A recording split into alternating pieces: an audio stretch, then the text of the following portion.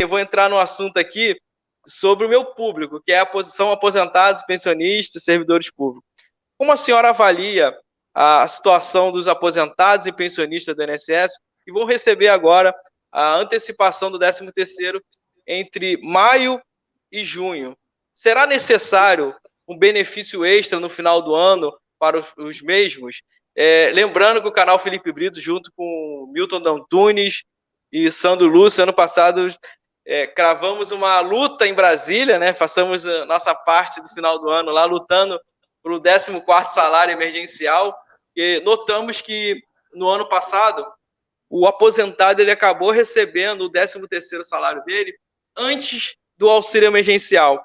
Então, naquela elevação de desemprego, o familiar acabou indo para a residência desses aposentados. E eles, na verdade, a nossa discussão lá, quem não apoiava, eu fiz a seguinte colocação: quem pagou a primeira parcela do auxílio emergencial no ano de 2020 foram os aposentados e pensionistas do INSS, usando o seu 13º para fomentar a economia. E quando você fala da antecipação do 13º, o governo é claro nisso. Ele não esconde nada para ninguém. São 50 bilhões injetado na economia. Nenhum momento vai falar, não, vamos antecipar o 13º e vai ajudar o aposentado. Não, é claro, ele está injetando dinheiro na economia.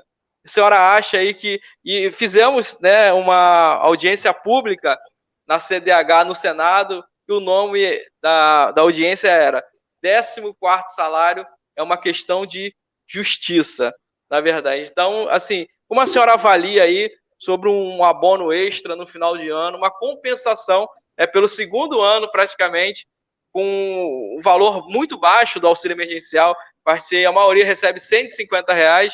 Na verdade, mais uma vez, quem vai segurar, quem vai fomentar a economia, não é o governo ajudando o aposentado, e sim o aposentado ajudando o governo, aí, sacrificando o seu 13º salário. O que a senhora avalia aí? Você tem toda a razão quando você fala que foram os aposentados que seguraram, de fato, uma parte, né, da economia, porque quando o governo faz essa antecipação, é óbvio que o governo, para os aposentados, não existe uma interrupção da renda. Eles continuam recebendo seus benefícios. É óbvio que, dentro do momento que a gente vive, no geral, existem mais gastos, né? Então, a gente está falando de aposentados que estão tendo que a gente, pelo menos, gostaria que eles conseguissem se adaptar ao momento. A gente tem custos maiores, né? Então a gente não pode esquecer que o aumento da taxa de câmbio tem feito com que os importados fiquem muito mais caros.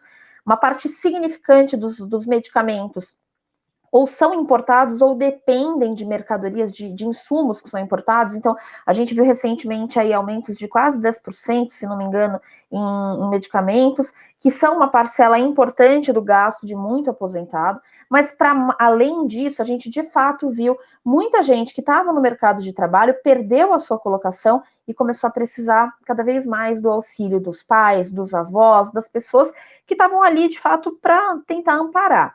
Então, a gente percebeu que esse dinheiro da aposentadoria que veio, né, como a antecipação do 13º no ano passado, movimentou a economia e fez, é óbvio, com que naquele momento mais crítico da pandemia, a gente conseguisse continuar tendo ali um pessoal que demandava, pessoas que compravam bens, serviços e que conseguiram manter a economia minimamente aquecida. Esse mesmo recurso começa, é óbvio, a ser pensado agora, porque a gente ainda está num momento muito delicado.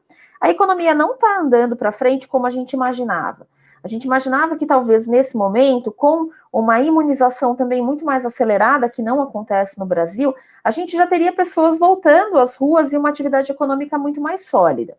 O fato da gente ter atrasos no plano de imunização, o fato da gente ter essa aceleração no número de casos, esse agravamento na pandemia nos últimos meses, fez com que a gente tivesse uma economia que tenta progredir. A gente até vê alguns sinais pequenos aí de melhorias, né? A indústria tem dado alguns poucos sinais, mas ainda é muito incipiente, ainda é muito inicial. Então, isso faz com que a gente tenha uma atividade econômica para esses últimos meses, né? Março, abril e agora maio, é uma atividade econômica inferior àquela que a gente imaginaria que teria nesse momento, onde você teve um tombo grande da economia no ano passado, mas que teoricamente você começa a retomar as atividades. A gente não está nesse momento. Então, o governo está percebendo que se ele não colocar mais renda na economia, ele vai piorar ainda mais a situação da indústria, do comércio, das pessoas que já tiveram algum tipo de prejuízo, e no geral um prejuízo muito grande com essa pandemia. Então ele tem forçado, né, ele tem pensado em alternativas para conseguir colocar essa renda em circulação. Qual é a vantagem, né, Felipe, de colocar a renda do 13º, ao invés de, por exemplo, aumentar o auxílio emergencial? É que quando ele coloca a renda do 13º, ele primeiro consegue antecipar uma renda que ele pagaria no final do ano, evitando que ele tenha aumentos de endividamento público. Então ele consegue resolver um pouco melhor ali a situação dele, olhando, por exemplo, para os déficits fiscais, etc. Agora, o grande problema é que o que vai acontecer, e a gente já sabe disso, é que essa renda vai ser utilizada agora. Então, em tese, se você me perguntasse assim, o que um aposentado deveria fazer com a antecipação do 13º, eu te falaria, guarda. Né, guarda e deixa para usar lá na frente, porque esse recurso do 13º...